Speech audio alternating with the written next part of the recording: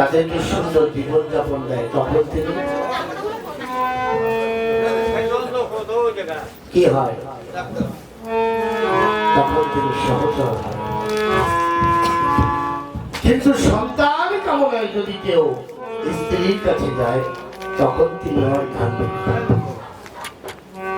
তাই মা বহুরূপা, যে এই জগতে মাকে সম্মান করতে পেরেছে, মাতৃজাতি যেদিন সঠিক জায়গায় দেখতে পেরেছে, অনায়াসে ভগবান তাকে কৃপা করে।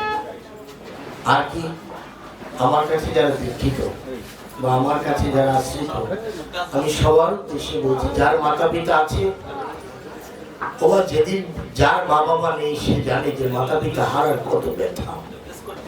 আর যার ঘরে মা বাবা আছে, শ্বশুর শাশুড়ি আছে, তাদেরকে যত্ন করবে, তাদের সেবা পূজা করবে। মামা, আমি প্রেমানন্দ কথা দিচ্ছি, কোনো ভগবান লাগবে না।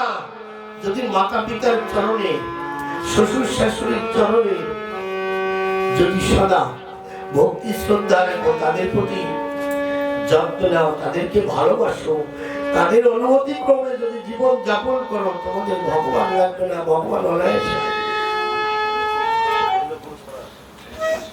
এই জন্য বলেছি লীলামৃতের ভিতরে কি, সত্যপথে হয়ে রত, জগৎ দেখবি আত্মগত, মাতৃমত দেখবি পরনারী, পাবি হরি অনায়াসে। বলেছে তুলসীদাস, সত্য সত্য ত্রিসত্য গীতা।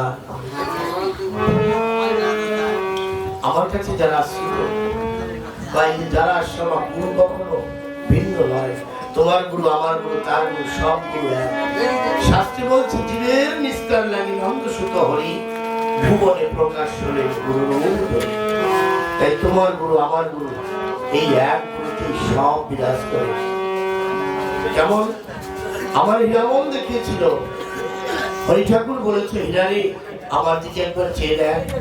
হীরামন বলেছিল, আমি ওই সব হরিয়া মরিয়া মানি না, আমি চাই জটা বা কোন ধারিয়া। তখন ঠাকুর বলেছিল, হীরারে একবার আমার দিকে তাকিয়ে দেখ, তুই যাকে খুঁজছিস তাকেই আমার মধ্যে পাবে। যখন পুনরায় যখন হীরামন আমার ঠাকুরের মুখের দিকে তাকিয়ে দেখতে পায়, জটা বাকুলধারী রাম রূপে ধনুর্বাণ হাতে নিয়ে দাঁড়িয়েছে। তাই তুমি যে গুরু হোক, কাহারও গুরু নিন্দা কখনো করবে না। যে গুরুই হোক, তাহাকে তাহার মুখের দিকে তাকিয়ে যদি তুমি নিজের গুরুর কথা ভাবো, তার মধ্যে তুমি নিজের গুরুকে দর্শন। আর কি, সৎ পথ অবলম্বন করে সদা চলবে। আমার গায়ে এখনো শক্তি আছে, আমার গায়ে বল আছে। আমি গুরুদেব, সে গুরুদেবের গুরুদেব না যে বাড়ি আসি, আমার পাও ধোয়াইয়া ভদ্রলোকের মতন খাটের পর উঠবো, আমি কিন্তু পছন্দ করবো। আমি যেদিন গুরু হয়ে যাবো, নথি সত্যি পারবো না, সেদিন পাও ধোয়াই দেবো, সেদিন সব কিছু করবো, আমার তাতে দুঃখ নেই। কিন্তু মা বাবা ঘরে থাকলে তারে খাইতে দেবো না, তারে বারান্দায় শুতে দিয়া, আর গুরুদেব আসলে তার পিছনে আরে কেমন যেন ঢালিয়ে যাচ্ছে। গুরুদেবের সব ভক্তি, ও ভক্তি ভগবান নেন, আর গুরুদেব তো নেই। আমি আমার সবাইকে বলছি, আমার গায়ে যতদিন বল আছে, শক্তি আছে, আমি যতদিন চলাফেরা করতে পারি, আমি যতদিন হাঁটাচলা করতে পারি, আমার পাও করে ধরবেন। আমি এমনি পাও ধরতে বেশি দিই, ওই যারা আমার কাছে থাকে আশ্রমে, তারা ছাড়া আমার পায়ে গোলা দেখবেন আমি পছন্দ না। আমার যেদিন গুরু হয়ে যাবো, যেদিন চলতে পারবো না, সেদিনকার কথা বলবো। হ্যাঁ, গুরু পূজা, গুরুদেব বাড়ি এসে পাদার প্রদীপ দেখালে, প্রণাম করলে, এই পর্যন্ত ঠিক আছে। গুরুদেবের গা টেপা, পা টেপা, ঘাট টেপা, এগুলো কিন্তু কোনো শাস্ত্রের কথা নেই, এগুলো আমার বাজারে নেই, আমি এগুলো পছন্দ করি। আমার বাজারে সব নেই। এই আমার আশ্রমে যেসব 4-5টা ছেলেরা থাকে, তারা ছাড়া আমার দাঁড়িয়ে দাঁড়িয়ে কেউ আসতে পারে। আমি ওগুলো আমার গুরুদেবও পছন্দ করতে না। ভালো কথা, তোমাদের ভক্তি সহকারে তোমরা গুরু পুজো করেছো।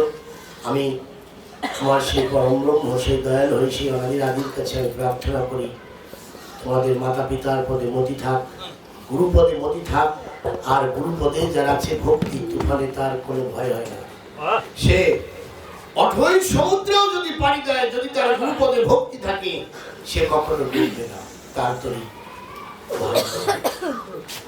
আমি না বললেই নয়, আমার অসীম এমন একটা অ্যাক্সিডেন্ট হয়েছে, যা বললে হয়তো আপনারা ভাবলেন কি বলে, ওই ইঞ্জিন ভ্যান চালায়। এমন একটা দিন আমি সেদিন উলুবেড়িয়াতে বসা,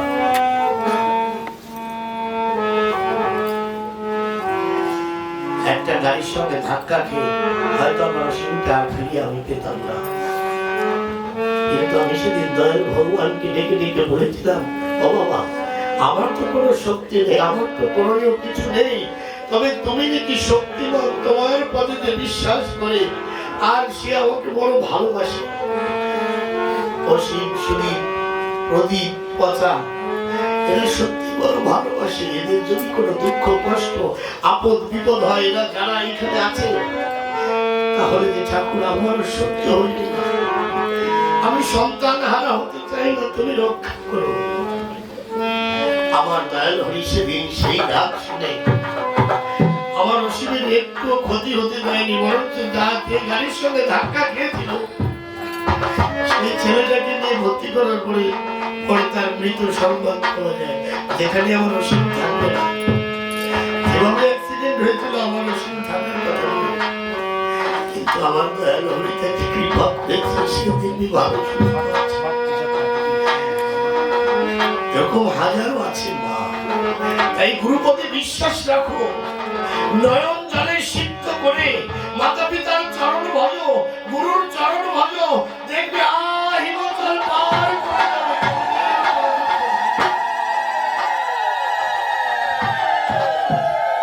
হরিনামের প্রতি বিশ্বাস দেখবে জগতে কোনো দুঃখ কষ্ট বেদনা থাকবে।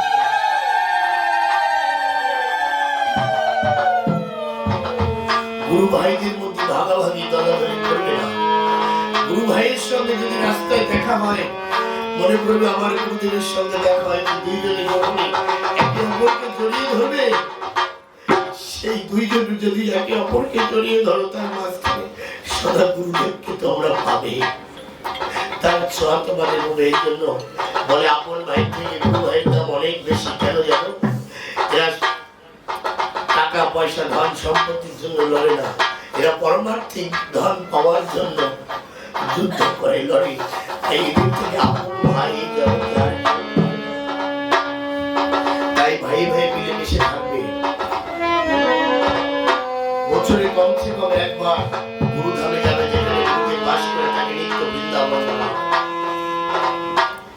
একবার গুরুধামে গেলে সকল তীর্থ ঘুরলে যে ফল ফলে, একবার গুরুধামে গেলে সেই মাতা পিতার চরণ ধৌত করবে। যদি ভবব্যাধি হয়, মাতা পিতার চরণ ধৌত করে সেই জল পান করবে, কোনো ওষুধ লাগবে না, আমি কথা দিচ্ছি। ভবব্যাধি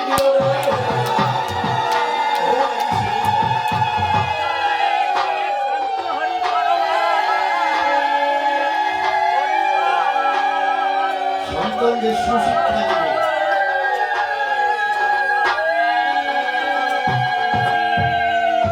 হরিধামের প্রতি বিশ্বাস রাখবে, সব কিছু তোমরা পাবে। কোনদিন তোমাদের ঘরে খাবারের অভাব হবে না। আজ পর্যন্ত হরিনামের প্রতি যে বিশ্বাস করেছে, তার কোনদিন অভাব হয়েছে, তার কখনো দুঃখ আসেনি। সামনে সুখ দুঃখ মানুষের, তাই ওমা আজ মহা উৎসবের শুভ সূচনা। সারা রাত গান বাজনা হবে, আগামী দিন দিনের বেলায় গান বাজনা হবে, ধর্ম আলোচনা হবে, লীলামৃতের আলোচনা হবে। সবাই মিলে এই দুটো দিন আনন্দে ভক্তি সহকারে নয়ন জলে সিদ্ধ করে ঠাকুরকে ডাকবেন, ভক্তের চরণ ধরে অঙ্গে মাগবেন। এই ভক্তের ধরে অঙ্গ ভক্তি এবং ভগবতী নিরাময় হয়ে যাবে। এর বেশি কথা বলবো না, এখন গান বাজনা শুরু হবে। যে কটা দল এসেছে সবাই গান বাজনা করবে। আমি অধম নরধম, আমি আমার সকল ছেলে মেয়েকে, সকল সন্তানদের, আর আপনারা যারা এসেছেন আপনারাও আমার আপনজন, সবাই মিলে যাতে সুস্থ হবে এই অনুষ্ঠানটা সুন্দর হয় আপনারা করবেন।